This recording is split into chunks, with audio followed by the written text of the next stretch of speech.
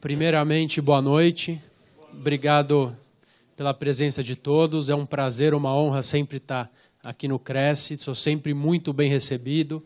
Parabéns, Enzo. Tenho levado uma palestra que fala de condomínio para corretores de imóveis. Foi foco da Quarta Nobre o ano passado e ela passou pelas seccionais e agora a gente está no interior. Também muito interessante.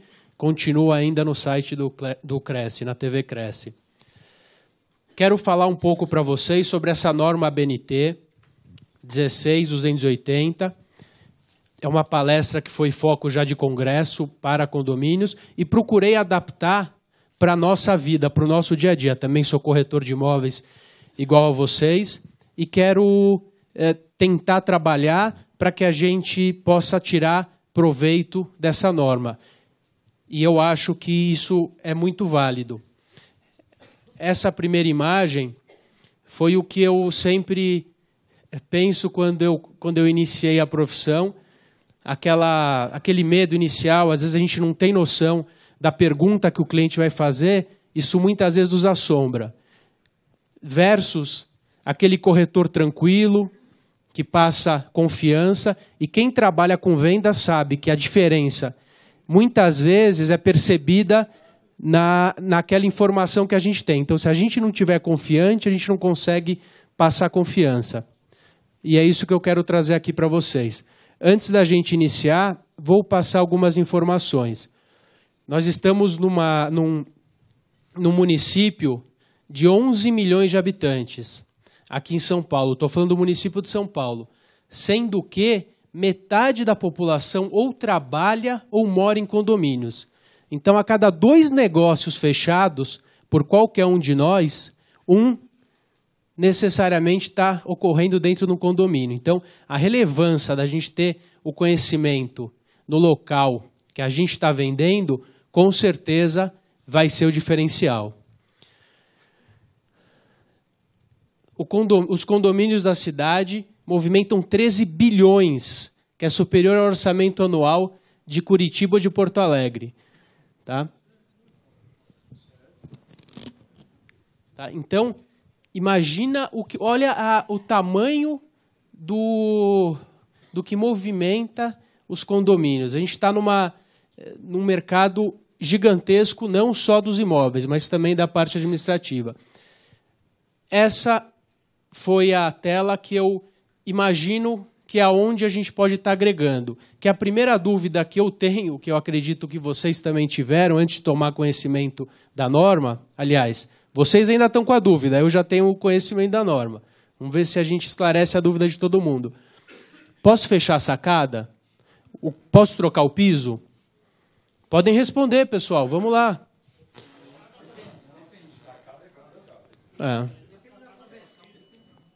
Preciso do engenheiro, preciso respeitar a BNT, entendeu? Bom. Então vamos lá. Pessoal, esse é o cenário que surgiu essa norma. Tá?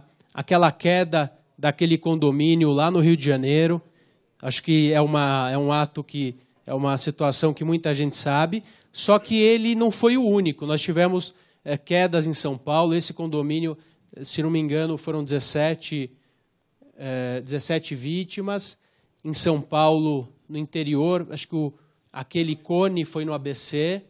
Tá? E constantemente, há 6 meses atrás, nós tivemos a interdição de um prédio aqui em São Paulo, próximo em Santo Amaro.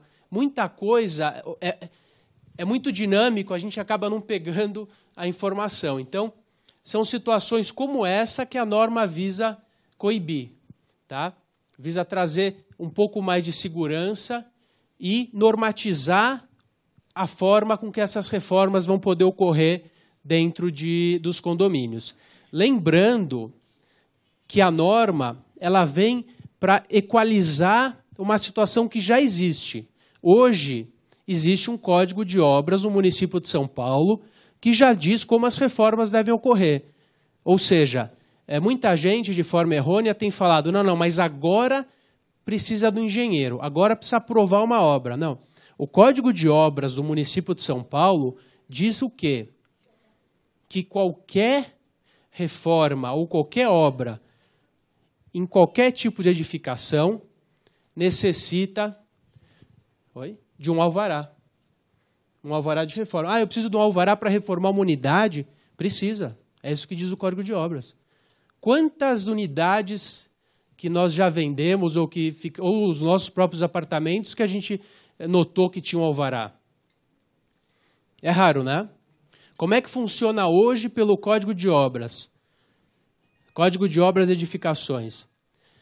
Para você realizar qualquer reforma, você precisa do engenheiro, ele precisa de um projeto modificativo, o termo de anotação de responsabilidade técnica, ele vai até a subprefeitura, dá entrada, ele preenche o requerimento da prefeitura, dá entrada.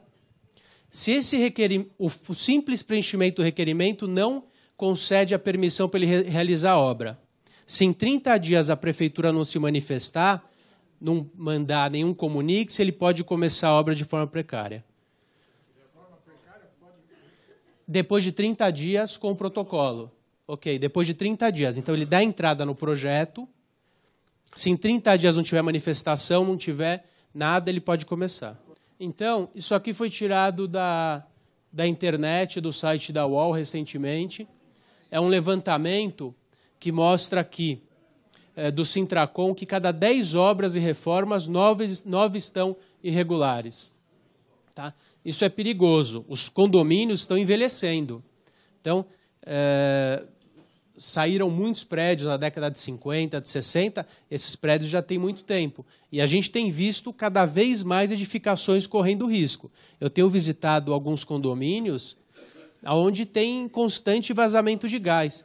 Vocês podem não acreditar, mas aqui na Bela Vista ainda existem condomínios que trabalham com botijão, mesmo tendo gás encanado na rua.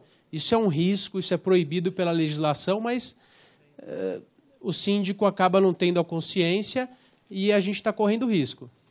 Não só aquele que mora, você indo visitar como corretor, você passando de carro numa rua dessa, também é perigoso.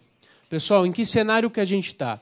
Então, a ABNT ela vai surgir para normatizar qualquer situação que possa, qualquer procedimento comercial que possa trazer risco à segurança.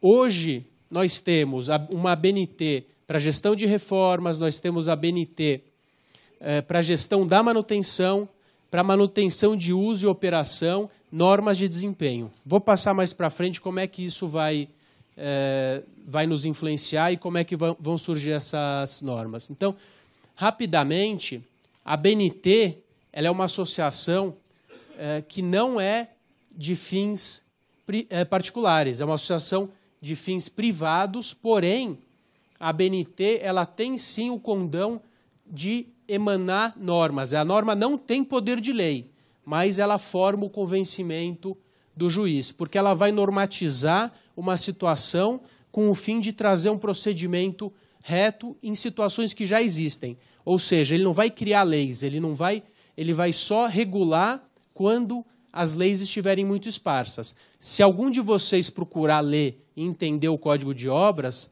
a gente precisa do engenheiro do lado. É muito complexo.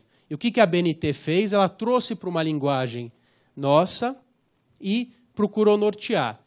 Logicamente que quem redige, quem interpreta, interpreta da sua forma. Então, tem algumas nuances que nós precisamos conversar. A ABNT ela é tão forte que no próprio Código de Defesa do Consumidor existe menção a ela. Tá? Quando não existirem normas técnicas, aquelas reguladas por lei, deve-se usar por analogia as normas da ABNT. Lembrando que o que a norma quer é reduzir a variedade de procedimentos e trazer segurança para o nosso dia a dia.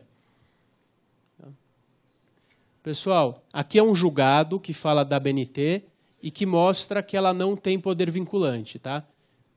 Eu tirei isso para que vocês possam também ter essa informação. Estou passando algumas situações, depois eu vou linkar e entrar na norma. É importante a gente entender também qual é a responsabilidade do síndico e como essa norma vai poder interferir nessa responsabilidade do síndico. Então, o síndico, ele é o representante legal, responde civil e criminalmente pela edificação. Todo mundo, quando o síndico é eleito, fala: o senhor é responsável civil e criminalmente. Mas ninguém sabe o que isso quer dizer na prática. Tá? E é isso que eu vou trazer aqui para vocês, exemplificando com a norma da ABNT. Então, existe uma norma da ABNT de 2012 que traz as especificações de funcionamento de playgrounds. Tá? Ele fala da manutenção do playground, ele fala do piso que deve ser colocado, ele fala do material que pode ser utilizado. O síndico é obrigado a seguir isso? Não é obrigado a seguir isso porque não é lei. Mas vamos lá. Uma criança está brincando naquele gira-gira e ela cai. Ela sofre uma lesão corporal. Ok? Esse síndico, se não tiver feito a manutenção correta do equipamento, ele responde diretamente pela lesão corporal.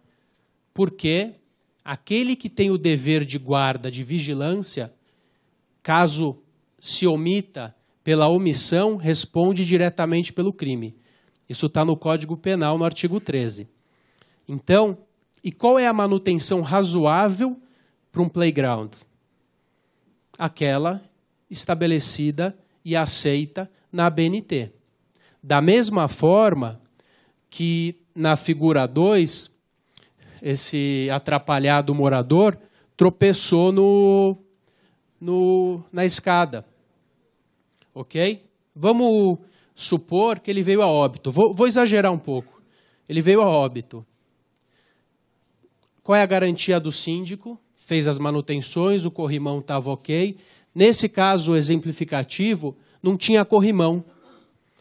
Quando a gente entra no prédio, muitas vezes o síndico... A gente nunca pergunta, né, se tem AVCB. Todo mundo sabe o que é AVCB? O auto de vistoria do Corpo de Bombeiro. Parece besteira, né? Isso é para dar dinheiro, isso é para o Estado. Daí não tem AVCB. O que acontece? Quem exige o corrimão? O Corpo de Bombeiros. Daí você não põe o corrimão, a pessoa tropeçou, veio a óbito. O síndico é obrigado a ter o AVCB. Ele não teve o AVCB, por lei, ele descumpriu a lei. Aquele que tem o dever de cuidado não o faz, assume diretamente aquilo que provocou, pois se ele não tivesse sido omisso, teria corrimão. Então ele responde pelo homicídio. Homicídio. Uma pessoa caiu no prédio e faleceu. Se a área que ele caiu ou se o problema foi originado pela omissão dele, ele responde diretamente pelo crime. Tá? Isso é complicado. Depende. Vamos lá, ele entregou o prédio, o incorporador entregou, o síndico não tinha, mas naquela época era lei ter, hoje tem que ter, precisa ser analisado uma série de situações. Pessoal, isso foi tirado da internet, recente. Tá? Então, essa tela agora ilustrativa, quanto vale um prédio bem gerido, bem administrado, onde as normas estão sendo cumpridas, e quanto vale aquele segundo prédio? Até para a gente como corretor, a gente muitas vezes fala, não, eu não tenho nada a ver com isso, se tem AVCB, se tem segurança. Não. Primeira coisa, se nós pudermos trazer para o nosso cliente a segurança da informação e pudermos cooperar para que ele esteja num prédio bom e decente, isso pode agregar. Como quem vende mal, não vende de novo. Quem vende bem, se você colocar o seu cliente aqui, ele volta. Se você colocar o seu cliente ali, você passou a noite, ele não viu que na parte da frente tinha o toldo, estava levantado, ele vai ficar com raiva de alguém, vai ser da gente. Tá? Só que para chegar num prédio desse, o que muda é o cumprimento das normas. Normas como essa que a gente está falando, da ABNT, não poder alterar a fachada. A cooperação é do síndico, é do corretor, é do morador, envolve todo mundo. Tá? O que diz a ABNT? Então vamos entrar agora propriamente dito na ABNT 16.280. Apresentação de toda e qualquer modificação que altere ou comprometa a segurança da edificação ou do seu entorno deve ser submetida à análise da incorporadora do projetista dentro do prazo decadencial. Após esse prazo, um responsável técnico deverá efetuar a análise. Ou seja, a ABNT está dizendo o quê? Qualquer modificação dentro do prédio durante a garantia tem que ser submetida à incorporadora. Tive em contato com uma das pessoas que fez a norma, inclusive no congresso que foi dado sobre a ABNT, e ele falou, poxa, Rodrigo, isso passou um pouco desapercebido, nós vamos corrigir. Não dá para o incorporador ter que analisar todo o projeto modificativo das unidades, ainda mais uma empresa grande que entrega milhares de unidades. Mas hoje é o que está na lei. Então, se você adquiriu uma unidade ou está vendendo uma unidade que ainda está no prazo de garantia e a pessoa pretende fazer qualquer tipo de reforma lá dentro, logicamente que estrutural, hoje a norma diz que ela precisa sim ser submetida à aprovação da incorporadora. Essa questão do projetista é interessante, porque alguns prédios, hoje, a construtora já entrega eles sem a fachada fechada, sem a sacada fechada. Daí ele permite com que você feche. Lógico, a gente vai ver mais para frente como que isso vai funcionar. Mas vamos supor que ele projetou aquele prédio de forma que a fachada não deveria ter sido alterada. E eu achei um julgado. Essa incorporadora entrou com uma ação contra o condomínio e ganhou. Porque o projeto é uma propriedade intelectual daquele que realiza. Eu tive num condomínio recentemente, onde a construtora entregou 4 áreas no térreo. Sabe aquelas áreas que no térreo que às vezes vale menos porque não tem a vista, mas em contrapartida eles deixam aquela beirinha, né, para que o condomínio não mexa. O jardino, exatamente. O que acontece, se ele alterar o jardino sem a anuência da construtora, ele pode sim sofrer uma ação. E vou falar uma coisa para vocês, eu tenho uma ação que não é de um prédio zero, envolve questão de corretagem, é numa cobertura, o proprietário se mudou para a cobertura e fechou a cobertura. É comum. Quantas coberturas nós não fechamos ou não falamos que ele pode fechar? O que aconteceu? A pessoa comprou a unidade, adquiriu essa unidade e entrou com uma ação contra o vendedor porque viu que que aquela área lá de cima não estava escriturada. Ela comprou, ela achou que aquela área fazia parte da edificação. Então, eu não estou falando para vocês não venderem. A gente tem que tomar cuidado o que a gente orienta e deixar tudo no papel. Pode fechar? O prédio tolerou, anuiu, está fechado há 20 anos, não cabe a nós vendedores falarmos abre, não abre, faz, não faz. Mas se a gente falar, não, está tudo certo, fica tranquilo, a gente está assumindo. Para preservar o direito do vendedor e do corretor, tem que orientar, olha, coloca um termo de que a área acréscimo faz parte da área comum e está fechada, teria eximido. Essa é uma ação que ainda está em julgamento, por isso que eu não vou abrir mais detalhes, mas depois eu posso falar, quem se interessar, e valores milionários. É um prédio muito grande. Para a gente entender aonde se encaixa a ABNT, que leis que vão... o condomínio está à mercê de que leis? Bom, o condomínio está à mercê de todas as leis que qualquer outra situação ou que qualquer outra pessoa possa passar. Então, a gente vai ter a Constituição Federal, se aplica ao condomínio, logicamente. Quando a gente fala do direito de ter um animal em condomínio, a gente vai para o direito de propriedade. O direito de propriedade é garantido pela Constituição Federal. Ah, mas é engraçado porque às vezes o síndico fala aqui você não pode ter condomínio, ter animais, porque a convenção proíbe. Daí o síndico desavisado... Temos alguns síndicos hoje aqui? Não. Às vezes os síndicos desavisados, não os presentes, logicamente, ele fala assim, você não pode ter animal no condomínio, porque a convenção proíbe. Mas vamos lá. A convenção proíbe. O que diz a lei? O que diz a Constituição Federal?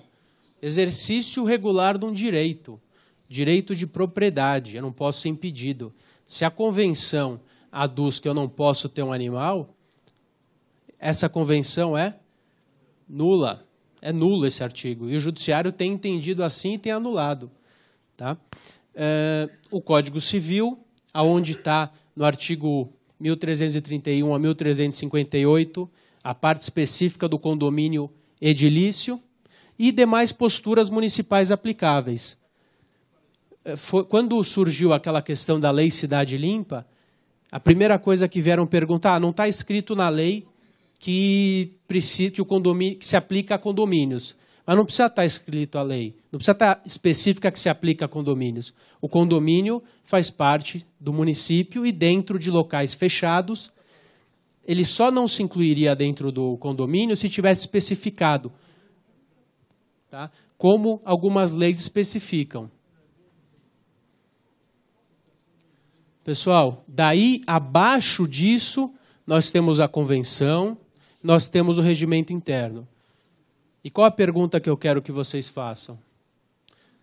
Aonde se encaixa a BNT aqui? A BNT está aqui. É uma postura, não é uma postura legal, mas ela vai trazer, sim, um benefício e o síndico vai ter que observar. Ela não está nem acima nem abaixo da Convenção, nem acima nem abaixo da Constituição. E deve obedecer, sim, todas elas. Tá? Ela não tem hierarquia com a Constituição, mas ela está ali para que ela seja observada. O que diz o artigo 5.1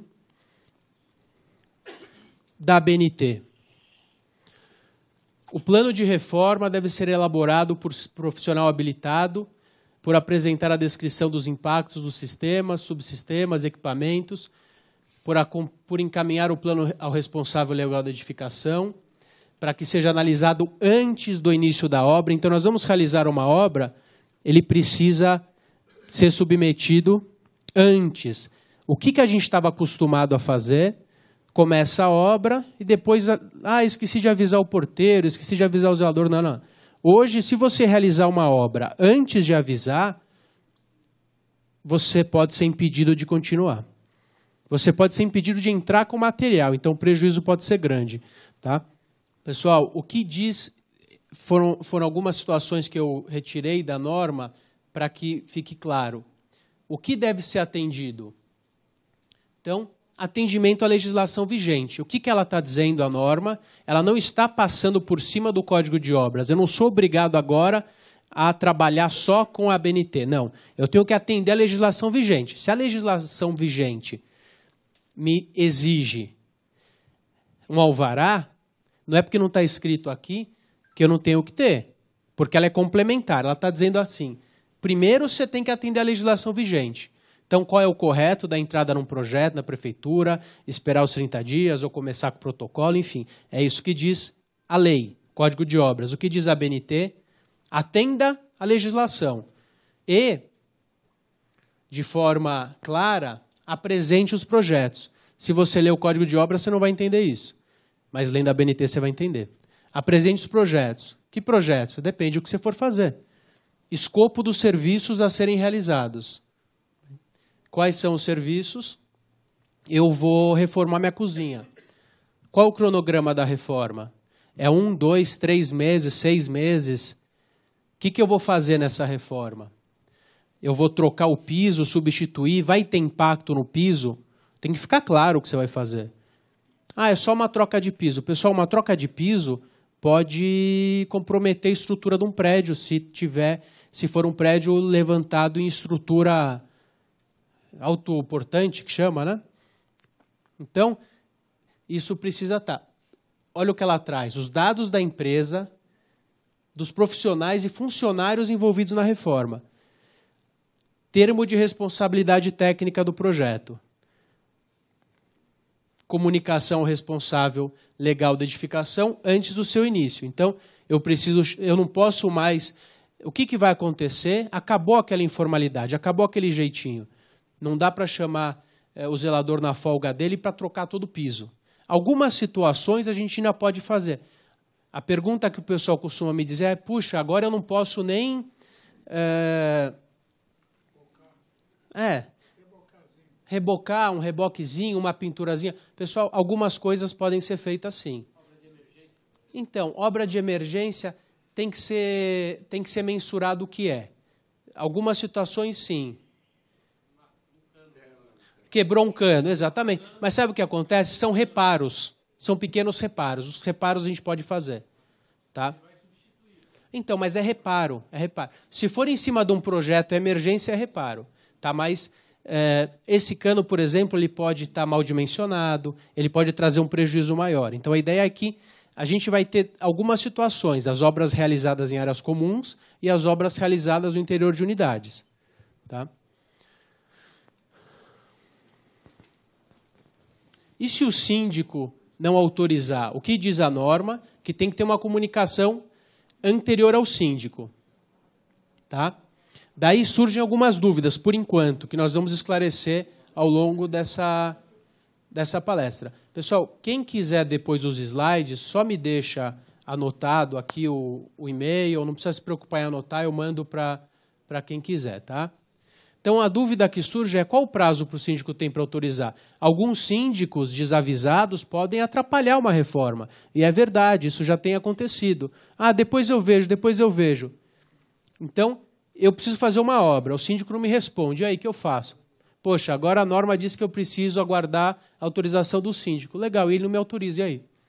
Qual o prazo? Lembrando que todo aquele que causa prejuízo a terceiros fica obrigado a repará-lo, seja material ou seja moral. Se o síndico, num prazo razoável, não me der uma resposta, cabe sim ele assumir os prejuízos. Logicamente que tem que ser uma situação comprovada e prevista. Ah, eu pedi hoje autorização, amanhã eu quero autorização, senão vou processar ele. Não funciona assim. Por isso que uma das sugestões que nós estamos dando é que as assembleias regulem esse prazo. Esse prazo não está nem na norma, pode ser que seja corrigida numa nova edição, por enquanto não tem. Então, a assembleia deve sim ser chamada. Ah, o prédio é grande, não dá para chamar uma assembleia. Então, de forma precária, o síndico vai estabelecer um prazo e vai ter que cumprir. Se não, aquele que realizar a reforma vai notificar o síndico, olha, aguardo resposta no prazo, vamos pensar num prazo razoável de 10 dias. Se ele não emanar uma resposta, vão caber as diversas medidas legais. O síndico pode proibir, e no caso de negativa, essa deve ser embasada, e no caso de desrespeito? E aí? Então, a norma diz que o síndico pode impedir a entrada. O cara chegou lá truculentão, derrubou a porta e está fazendo a reforma. Me preocupa muito que essa norma pode trazer também alguns conflitos. Então, o síndico não deve, de forma alguma, entrar numa briga física ou num embate que pode trazer qualquer prejuízo. Existem meios legais. Ele pode ligar para a prefeitura, ele pode denunciar a obra na prefeitura, já respondendo o que a senhora perguntou. Ele pode entrar com uma ação na justiça, que é uma obrigação de não fazer ou de fazer, depende do caso, e paralisar essa obra de forma imediata. Ah, mas demora muito, a justiça... Pessoal, eu trouxe um julgado aqui para vocês. Em 4 dias, nós paralisamos a obra com a liminar na porta da pessoa. Se eu apresentar o protocolo da obra para o síndico, isso não automaticamente retiraria essa obrigatoriedade dele saber se é uma obra que necessita ou não de autorização? A pergunta é excelente. Lembrando que uma coisa não exime a outra. Você está regular, daí você está regular perante a municipalidade, mas tem uma normatização dentro daquele condomínio que você não está cumprindo. Tá? Daí é discutível. Ele pode, por exemplo, que lei é maior? Logicamente que é da prefeitura. Ah, mas eu tenho que obedecer, mas se eu já estou cumprindo... Daí ele pode, em tese, tentar entrar com uma ação judicial, mas o condomínio, sim, que regula uma normatização, que tem um procedimento de funcionamento, por mais que a lei, que ele esteja regular, no prédio exige que deixe a portaria avisada da obra ou que apresente a planta. Ah, mas eu já aprovei. A gente não está pedindo para você aprovar, está pedindo que a portaria precisa ter o nome de quem vai trabalhar. Ou seja, não tem conflito. Diferente, por exemplo, de não pode ter cachorro. A convenção pode proibir. Não, não pode, porque daí conflita com a lei que permite. Então, não é que o condomínio está proibindo de fazer a obra. Ele está dizendo, você tem que ter aquela autorização legal, e aqui dentro você tem que cumprir os procedimentos. Por exemplo, aqui a obra, no meu condomínio onde eu moro e sou síndico, a realização de obras é das 9 da manhã às 5 e sábado não pode. A prefeitura não regula o horário de obra, fala da lei do silêncio, e a lei do silêncio não se aplica a condomínios, pouca gente sabe disso. Dando sequência, o que trouxe também uma questão, o caso não autorizado, se o síndico não autorizar, ele deve apresentar justificativa técnica ou legal. Mas por que legal? Técnica é da engenharia. E a legal? Por que a legal? Porque algumas questões não são só de engenharia. Alterar a fachada, por mais que seja... Ele pode aprovar na prefeitura, mas legalmente ele não pode alterar a fachada, porque o Código Civil diz que não pode ser alterada a fachada. Nesse prédio, que está sendo usado como exemplo, olha ali, as tintas para que a fachada seja alterada. É a bandeira da Argentina ali. Pessoal, aqui é o processo que eu falei para vocês. Esse prédio específico era só uma questão de tubulação de gás, de ar-condicionado. Nós notificamos a pessoa, olha, a realização da obra prescinde de autorização do condomínio e de análise de uma porção de circunstância. A pessoa falou, olha, eu não vou fazer nada disso, eu vou colocar o ar-condicionado porque eu achei na internet que posso colocar ar-condicionado. A senhora pode, mas tem que respeitar algumas normas. Enfim, a pessoa não respeitou. O que o juiz fez? Julgou procedente o pedido e condenou a pessoa a paralisar de forma imediata, desfazer a obra e comprovar que essa obra foi desfeita, aqui é só parte do julgado, e ainda colocou uma multa diária caso ela descumpra dentro do prazo que o juiz determinou e entendeu como cabível. Tá?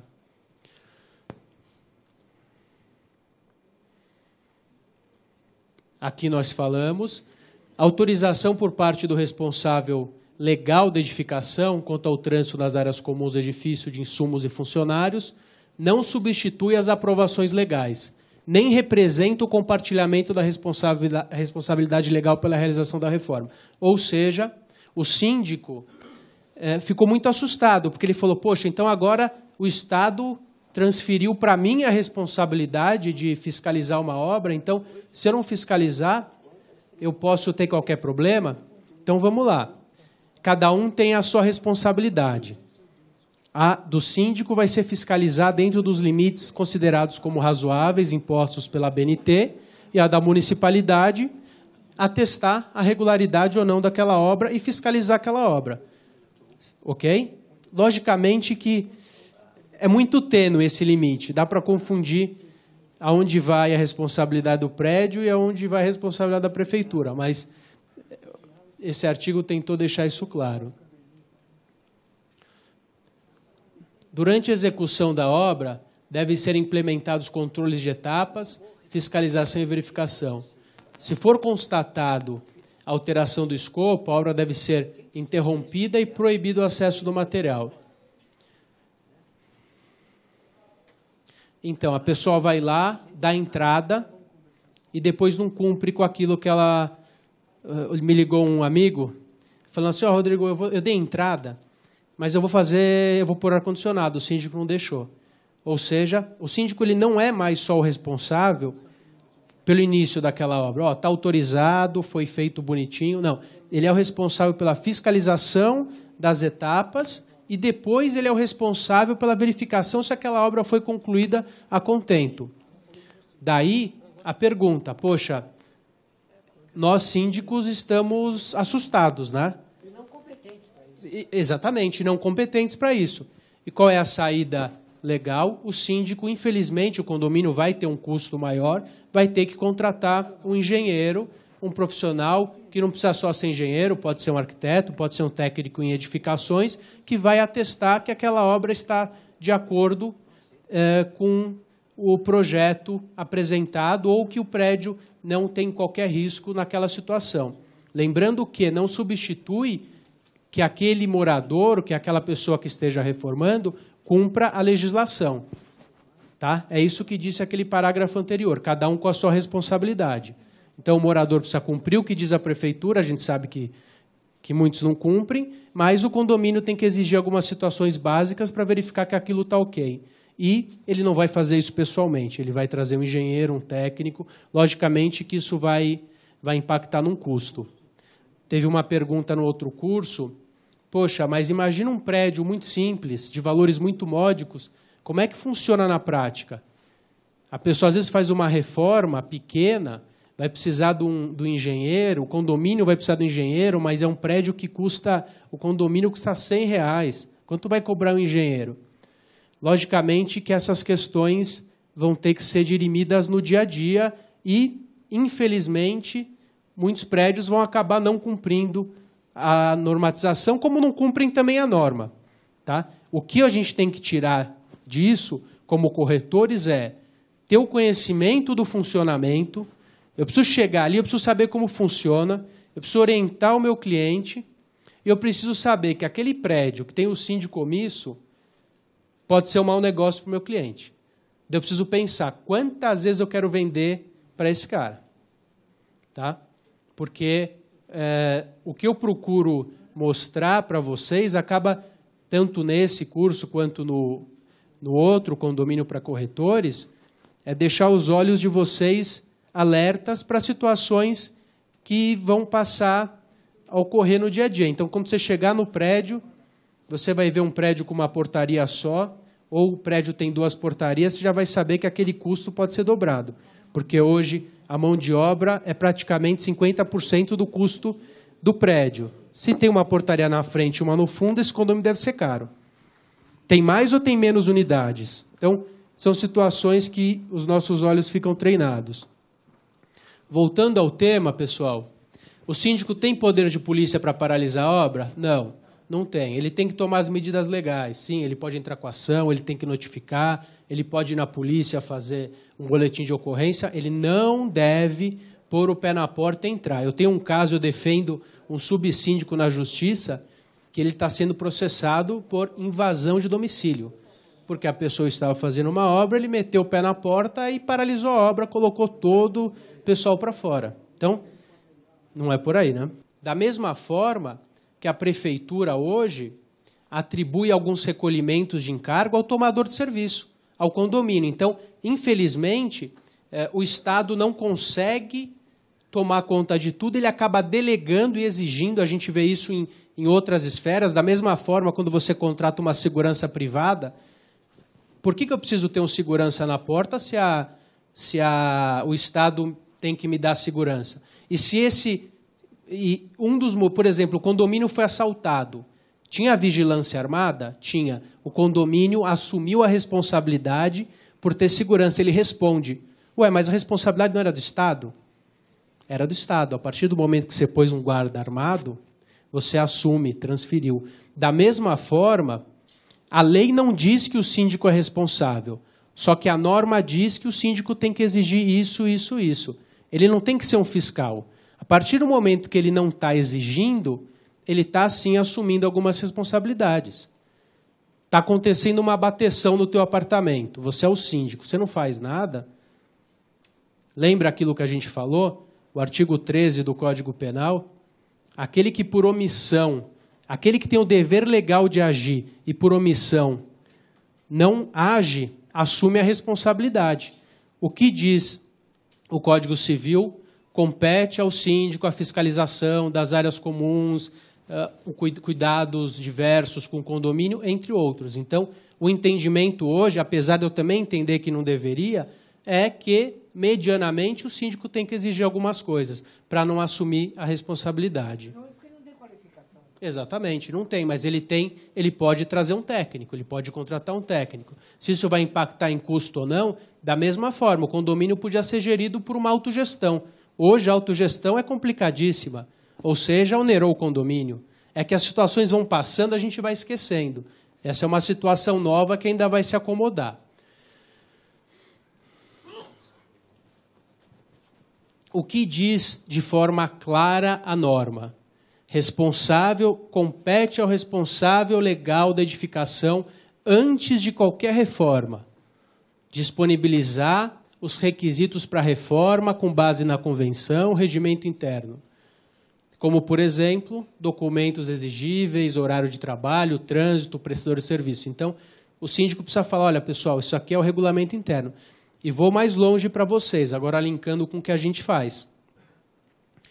Muitas vezes, as respostas que a gente quer para uma venda estão no regulamento interno. Então, o bom corretor faz a leitura da convenção do regulamento interno. Posso fechar a sacada? Posso pôr ar-condicionado? Como o meu cachorro pode andar no chão? Não pode? Muitas coisas estão ali. Tá? Muitas vezes eu já vi corretores, e eu muitas vezes peço, se você pedir as últimas atas, você sabe o que vai esperar teu cliente naquele prédio. A gente sabe que tem prédios tranquilos e tem prédios complicados. Tá?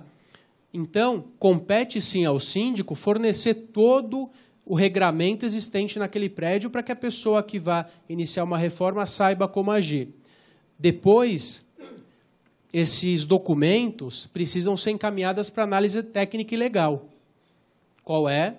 O engenheiro vai falar, bom, pode ser que alguma administradora já esteja prestando esse serviço, ou ele vai contratar um engenheiro de confiança dele que vai dizer, olha, isso aqui está de acordo com aquilo que a gente solicitou e o prédio não vai sofrer qualquer risco se a reforma tiver sido realizada dessa forma. Daí, o síndico, dentro de um prazo hábil, que não está definido em lei, vai precisar responder justificando, ou seja, aprovado. Aprovado está dentro dos preceitos legais, ele não vai precisar se preocupar. Aprovado com ressalvas. Bom, ele precisa, sim, explicar quais são essas ressalvas, senão ele pode estar prejudicando a realização e o segmento de uma obra. Se ele disser, está aprovado com ressalvas, e não disser quais são as ressalvas, e isso impedir que a pessoa faça a obra, ele vai assumir, sim, algumas responsabilidades. Rejeitando da mesma forma, ele precisa especificar. Eu, como morador, recebi uma rejeição, vou notificar o prédio. Qual é a rejeição? O prédio não motivou. Eu vou entrar na justiça, o juiz vai me dar uma liminar para eu continuar a obra. Ele rejeitou sem explicação, então o síndico tem que ter a resposta técnica. Não pode ser que nem criança, né? Por que não, né? Mas por quê? Por que não? E compete também ao responsável autorizar a entrada na edificação de insumos, pessoas contratadas para realizar o serviço de reforma somente após o atendimento desses requisitos daquele plano de reforma. Então, o cara está vindo, ele já vai entrar, daqui a pouco eu te mando. Não. Para começar, o senhor precisa estar com a obra aprovada, aqui internamente. Se ele está legal ou ilegal perante a prefeitura, cada síndico vai gerir o seu condomínio. Não compete ao síndico dar alvará, né? Teve um caso aqui na Moca, onde o prédio foi interditado por conta de uma reforma na cobertura. O prédio inteiro. E durante a obra? Olha esse prédio. Olha onde ele guarda o entulho. Né?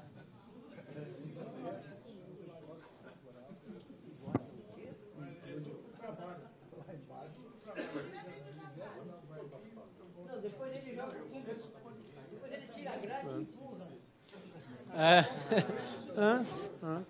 Mas, esse é o mesmo prédio, olha como ficou bonito. Quanto vale um prédio com uma fachada dessa? É aquilo que a gente falou.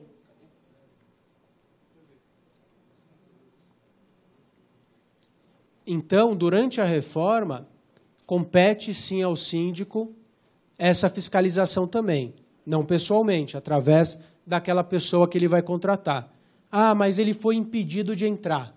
Meu engenheiro foi impedido de entrar. Não força a entrada. Paralisa a obra judicialmente. Tá?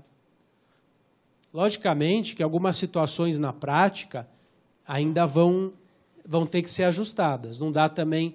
Imagina, um síndico de um prédio de 1000 unidades, ele vai sair distribuindo liminar. Então, como é que a gente evita isso? Trabalhando no preventivo. No elevador do meu prédio está fixado. Antes de realizar a reforma, procure a administração. A norma BNT diz isso.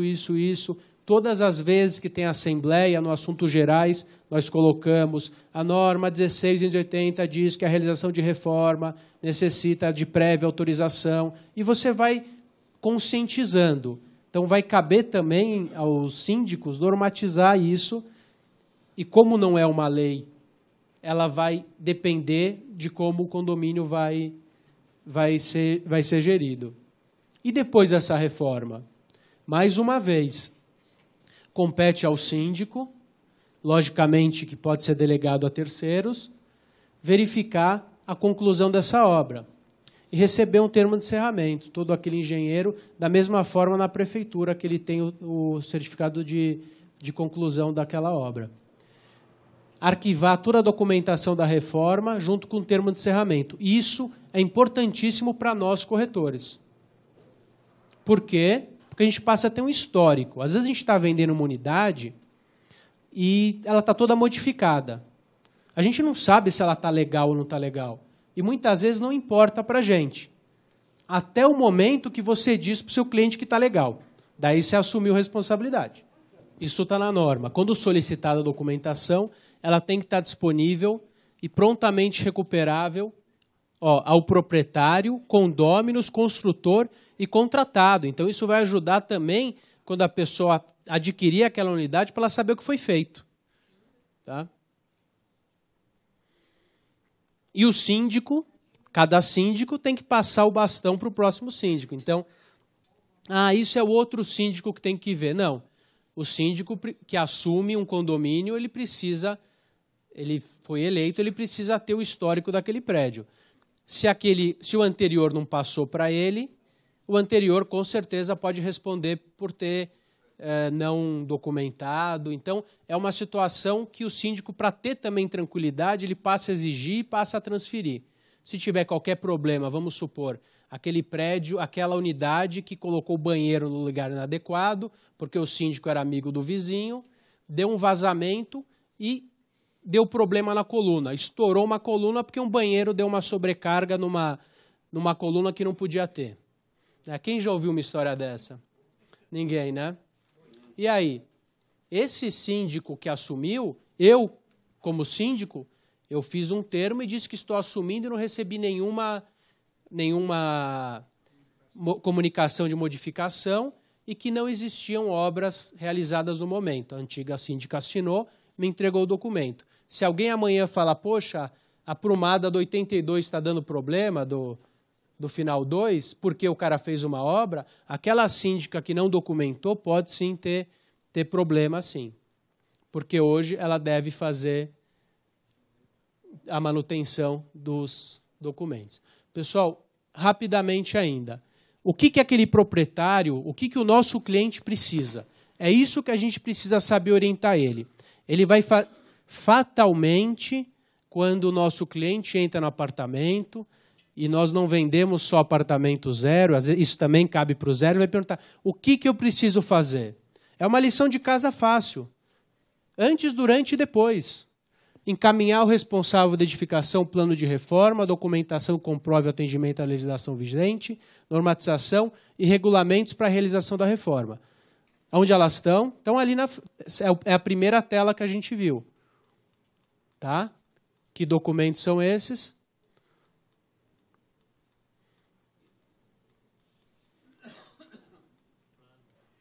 O plano, passei, né?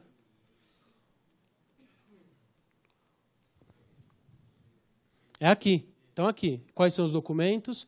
Projeto, escopo do serviço, cronograma da reforma, dados da empresa, termo de responsabilidade técnica. Tá? Vamos para lá de volta.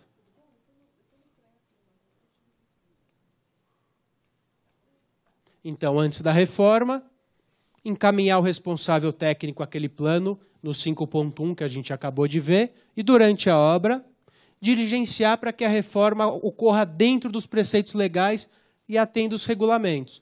Como? Deixando com que o responsável da obra fique em contato com o zelador ou com o síndico e deixe que ele entre na obra para fiscalizar se aquilo que está sendo proposto está sendo cumprido. Daí você não vai ter problema. Bom, e depois que eu terminar a obra? Eu preciso atualizar o manual de uso. e operações. Isso é uma questão mais complicada. Isso existe em prédios comerciais. Então, todo prédio comercial tem esses mais recentes tem um manual de uso. Por exemplo, a pessoa vai lá e faz uma manutenção. A fiação está passando aqui. Foi previamente autorizado, teve alvará. A fiação começou a passar, era horizontal e agora está vertical, ou vice-versa. Está anotado no plano de reformas. Se está anotado nesse plano de reformas, a próxima pessoa que for habitar essa unidade, ela pede o livro e ela sabe que não passa mais aqui, passa ali. Lembra? Furei o cano, porque aquele cara tirou daquele lugar. Essa é a única questão que eu tenho medo quanto à aplicabilidade, porque eu acho que ela talvez não pegue. Eu acho difícil um prédio ter um histórico de manual de operações. O histórico daquela unidade que fez a reforma e o prédio guardou o arquivo, eu acho que isso vai acontecer. Mas atualizar um manual de reformas, espero que ocorra, mas eu não vejo tão... Tem que ter, mas não tem. Tá? Pessoal, rapidamente eu elenquei aqui alguns assuntos relacionados que eu acho de suma importância para nós, corretores, e para o dia a dia. Fechamento de sacada. Alteração da fachada versus a padronização. Então, a primeira coisa, eu posso fechar a sacada? O que a lei diz? Que eu não posso fechar, não posso alterar a fachada. Qual o quórum para alteração de fachada? 100%. Okay? Se eu quiser alterar a fachada, é a mesma coisa para mudar a destinação de um prédio, é 100%. Então, não pode alterar a fachada. Poxa, mas está cheio de prédio colocando vidro. O que é a jurisprudência? O que é a legislação? O que o tribunal tem entendido? Que o simples fechamento com vidros, de forma incolor, não altera a fachada. Ou seja, eu não estou alterando a fachada, eu estou padronizando. Dessa forma eu posso. O que alteraria a fachada em tese são os caixilhos laterais, ou o vidro que não seja transparente.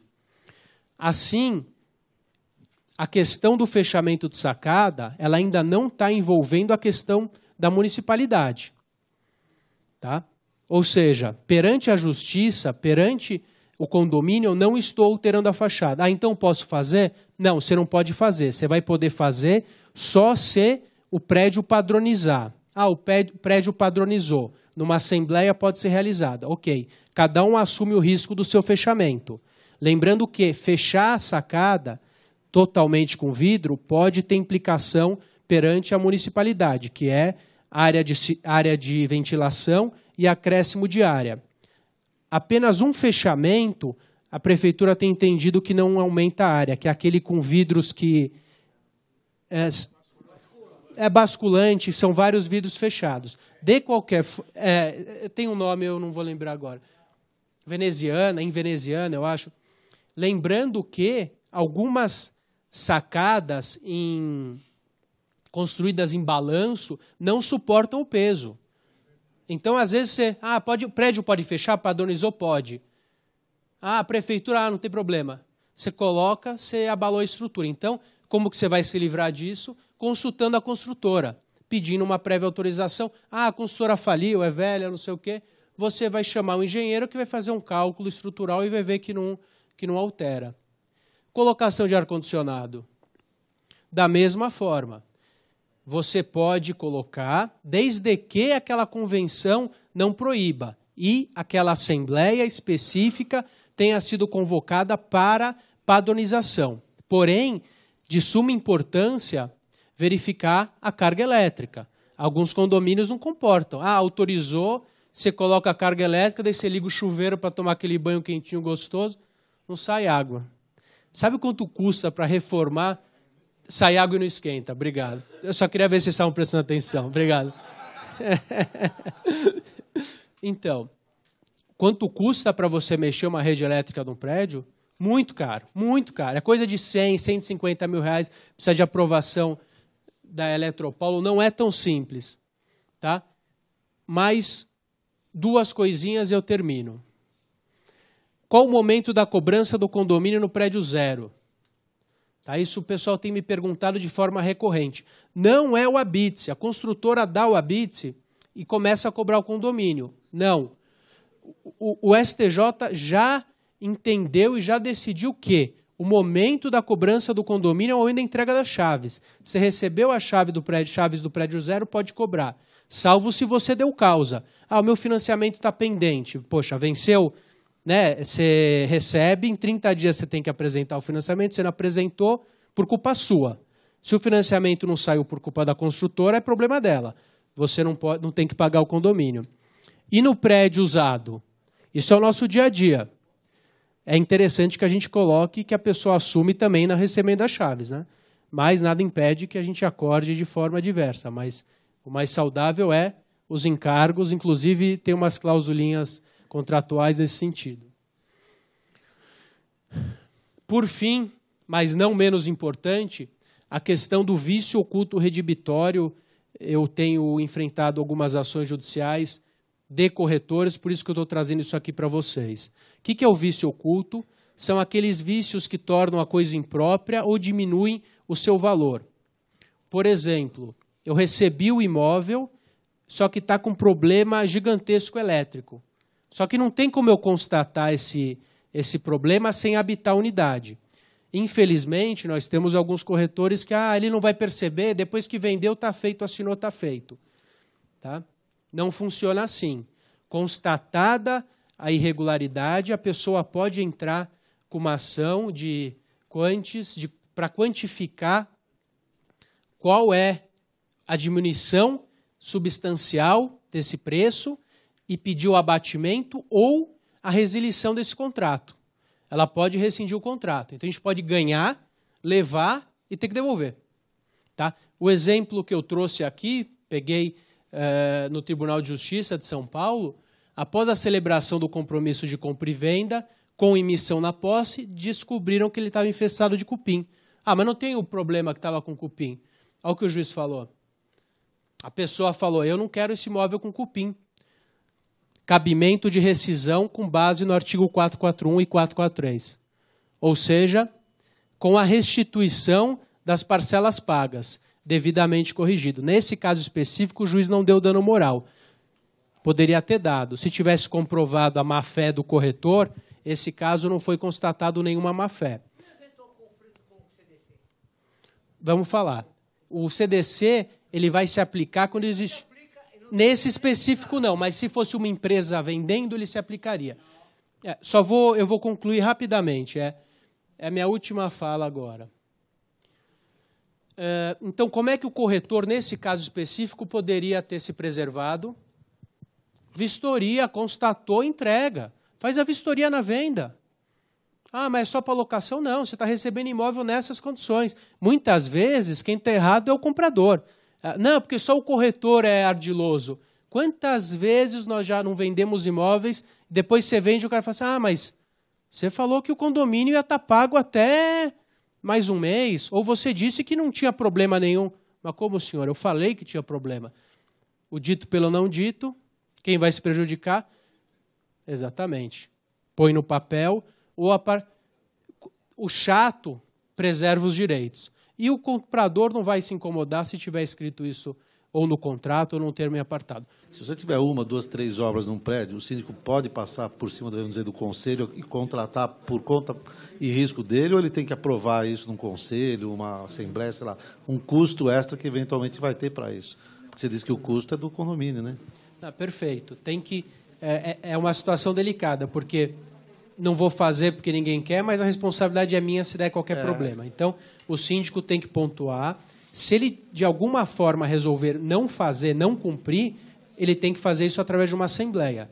Mas uma assembleia, entendo que não tem o condão de eximir ele das responsabilidades. Se eu estou num prédio e eu chego para os meus condôminos e falo, olha, isso aqui é para nos protegermos. Não vai fazer, foi sempre assim. Eu, particularmente, não fico no cargo porque... Por mais que a Assembleia resolva entender que não deve ser feito, ele assume sim a responsabilidade, tá? Pela aquele artigo, pela omissão. O que pode ser feito, existem algumas empresas, existem alguns engenheiros que trabalham de formas diferenciadas. Por exemplo, tem engenheiro que cobra uma mensalidade no prédio baixa, porque o dia que tiver obra já está incluído a fiscalização e aprovação do projeto. Ah, mas o prédio não tem dinheiro. Cada prédio vai achar o seu caminho. Ah, mas tem um engenheiro no 5º andar. Serve? Não é o ideal, mas serve. Ele é engenheiro, ele pode atestar aquela obra. Entendeu? Então, pode ser feito de algumas formas. Eu, como síndico, não deixaria uma reforma no meu prédio sem autorização. Se o meu conselho no meu prédio foi contra fazer o AVCB. Rodrigo, é 50 mil de reforma. Eu falei, não tem problema. A próxima assembleia eu vou chamar para eleição de novo síndico, a senhora assume e não faz o AVCB. A minha condição aqui é o AVCB que vai garantir que o prédio está em condições. Ou seja, se o conselho, alguém não aprovar, o síndico, a melhor coisa é pedir demissão e ir embora. Eu acho que é o mais conservador. Ele pode transferir isso para a Assembleia e entender que está prejudicado. Mas, se der qualquer problema, um juiz pode entender diferente. Esse é o problema. Entendeu? Ele pode até estar protegido, mas e se não tiver? É uma dúvida prática, na verdade. É lógico que, em termos de responsabilidade, o síndico vai continuar com as suas responsabilidades. Okay?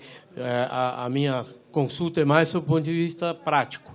Se a pessoa que está realizando a obra entregou todo o processo na prefeitura, ou ela recebeu o ok da obra, ou tem aquele prazo de 30 dias que ele pode dar andamento à obra. Aquela obra tem um engenheiro responsável. Isso não, sob o ponto de vista prático, minimizaria bastante o fato do síndico ter que acompanhar e ter que restringir o início dessa obra até que ele contrate uma outra pessoa para fazê-lo. Sim e não. Eu entendo que sim. Ele está... Digo sob o ponto de vista prático, se você tem um engenheiro responsável, a obra vai começar agora, vai terminar daqui a 6 meses, o cronograma é cumprido, aí no final da obra você visualmente tem as informações, quer dizer, isso simplifica não, minimiza toda essa necessidade de custos adicionais, porque aí seriam até desnecessários. Com certeza, muito. Por quê? Porque já transferiu para a municipalidade, quer dizer, se der qualquer problema, poxa, eu sou o síndico, eu recebi que a prefeitura, mas ele autorizou de forma irregular. Não é problema meu, não compete a mim verificar isso. Porém, ele pode ter aquela normatização, ele pode ter o alvará, mas ele está fazendo obra fora do horário. Então, uma coisa... não, aí o horário, aí ele tem que tudo respeitar. Bem. Não, eu estou dizendo sob o ponto de vista técnico. Fiscalização, sim. Mas, acompanhamento, fiscalização e a liberação final de que a obra foi corretamente feita. Sim, pode ser mais branda porque ele já está com a aprovação, mas não exime ele da responsabilidade. Protege ele juridicamente, mas ele precisa verificar. Vou emendar sobre ele continua com a responsabilidade. Antes dessa ABNT, existia, aliás, existe ainda nas apólices, valores de responsabilidade do síndico, okay? Sobre incidentes, sobre quaisquer problemas. Você tem uma série deles que você contrata na apólice.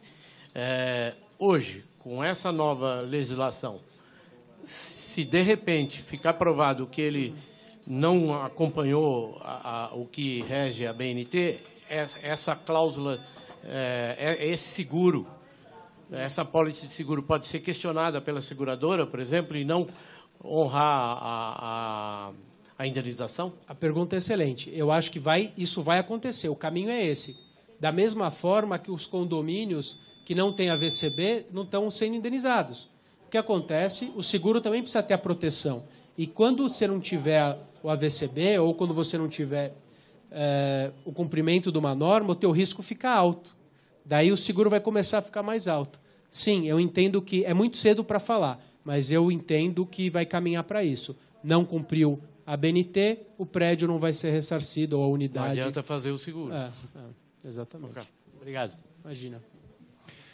As reformas da área nas reformas da área privativa, é obrigatório ter uma avaliação de engenheiro ou o síndico pode assumir de livre e espontânea vontade a responsabilidade se o mesmo achar que trata-se de reforma simples?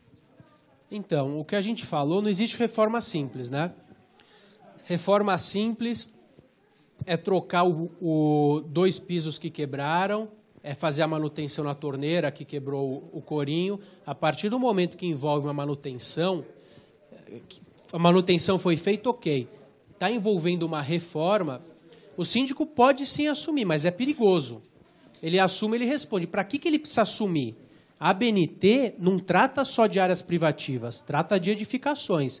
Como é que ele vai exigir do cara do primeiro andar se lá no térreo ele está reformando o hall inteiro e não está fazendo nada? Então, ele está sim obrigado. Da mesma forma que nós também estamos obrigados. Eu não vou cumprir porque eu entendo que não deva ser cumprido. Ele pode sofrer sanção. E na qualidade de síndico, se ele não cumprir, ele está assumindo uma responsabilidade desnecessária. Então, ele chama uma assembleia, especifica o que ele vai fazer. Se a assembleia entender que é uma situação simples, tem um engenheiro no prédio que pode assinar, ele está protegido. Mas, da mesma forma que já foi abordado, para ele se garantir, ele tem que sim ter um engenheiro responsável. Às vezes uma coisa simples pode virar um monstro. Começou só naquele cano, mas atingiu a rede hidráulica inteira. Ou a colocação, é uma reforma simples, é só um ar-condicionado na sacada. Esse ar-condicionado sobrecarregou e deu uma pane elétrica no prédio todo. Isso pode ocorrer. Queimou, é um prédio velho, queimou toda a fiação e pegou fogo lá embaixo. E aí agora? Era só uma reforma simples. Muitas reformas em apartamentos são feitas de que forma? Onde tem piso frio, eles, ao invés de retirar o piso anterior, põe em cima. Põe em cima. E isso impacta no peso, no peso do prédio. E isso é feito tanto na área, toda a área fria. Então, isso não é observado. E prédios antigos, principalmente, uma simples autorização para uma reforma simples acarreta numa reforma total. Por quê? Os prédios já têm mais de 40 anos de construção e nunca foi mexido. Começa aqui e vai ali. Exatamente. Por isso que a norma diz que tem que ter a fiscalização. Então, ele começou, ele tem que complementar, tem que apresentar novo projeto. Pessoal, é isso. Muito obrigado pela atenção. Espero que tenha sido proveitoso. Obrigado, pessoal. Obrigado.